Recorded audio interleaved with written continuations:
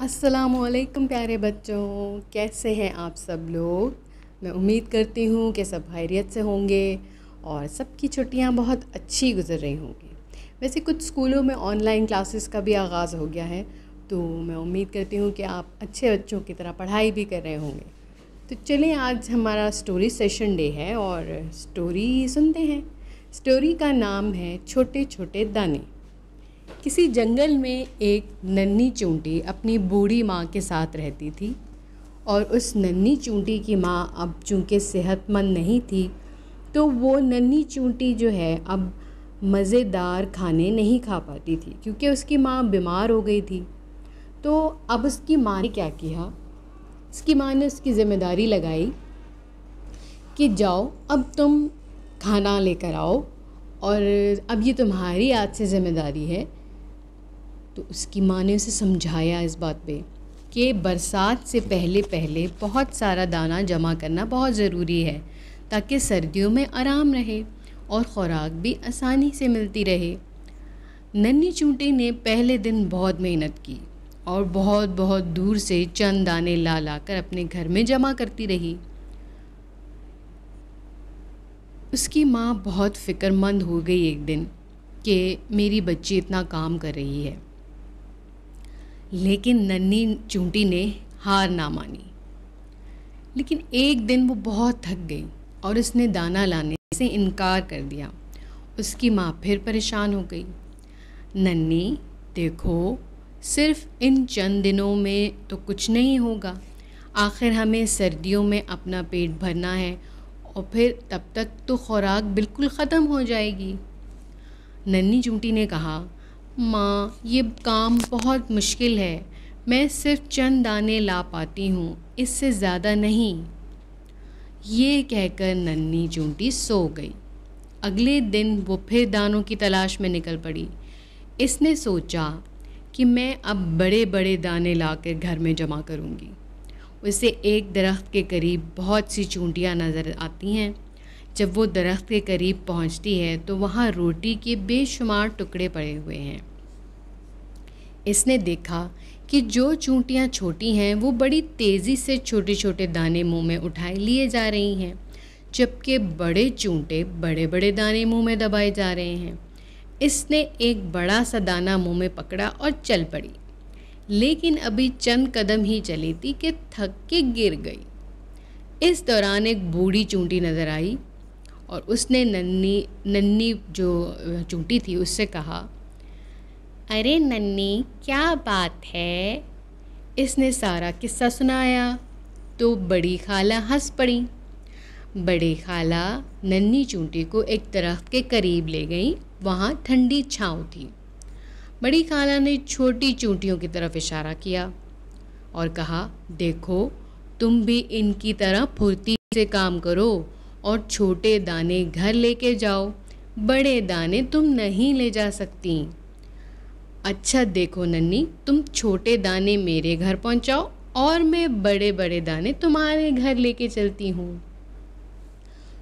ان دونوں نے یہ آپس میں ڈیسائیڈ کیا کہ چھوٹے دانے جو ہیں وہ تم میرے گھر لے کر آنا، اور بڑے بڑے دانے میں تمہارے گھر پہنچا دوں گی۔ خالہ، مجھے یہ شرط منظور ہے۔ ننھی چونٹی بہت خوش ہوئی۔ تم ہر روز 3 گھنٹے کام کرو گی، اور خالہ جان نے ایک اور شرط بتائی۔ اب دونوں اس شرط کے اوپر راضی ہو گئے۔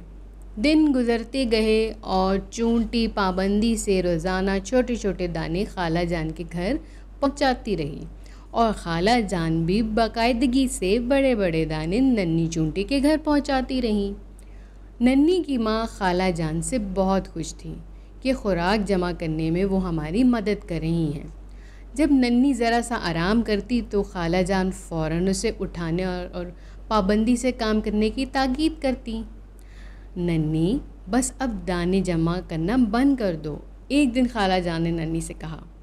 خالہ جان، میں کچھ دانے اور جمع کرنا چاہتی ہوں، ننھی نے جواب دیا۔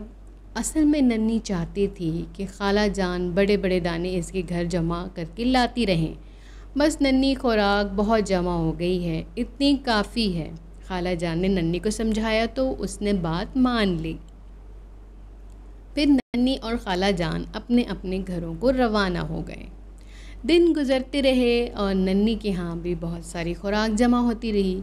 خوراک کے بڑے بڑے دانے دیکھ کر ننی خالہ جان کی بہت شکر گزار ہوتی رہی۔ ایک دن جب سردیاں زوروں پر تھیں، سب جانور اپنے اپنے گھروں میں آرام کر رہے تھے کہ اچانک ننی کے گھر کے دروازے پر دستک ہوئی۔ ننی نے دروازہ کھولا تو خوشی سے اس کی چیخ نکل گئی۔ مہربان خالہ جان سامنے کھڑی تھیں۔ ننی نے جلدی سے انہیں اندر بلایا اور ان کی خوب خاطر مدارت کی۔ اس کی ماں بھی خالہ جان کی بہت شکر گزار تھیں۔ خالہ جان آپ کی بہت بہت مہربانی، ننی نے خالہ جان سے کہا۔ کیوں ننی، کس بات کی مہربانی؟ خالہ جان حیرت سے پوچھنے لگیں۔ خالہ جان آپ نے یہ اتنی ساری خوراک جو ہمیں دی، ننی نے خوراک کے بڑے ڈھیر کی طرف اشارہ کیا۔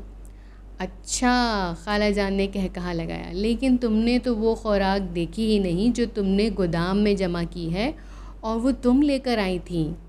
خالہ جان وہ تو چھوٹے چھوٹے دانے تھے، ان کے مقابلے میں ان بڑے دانوں کا کیا مقام؟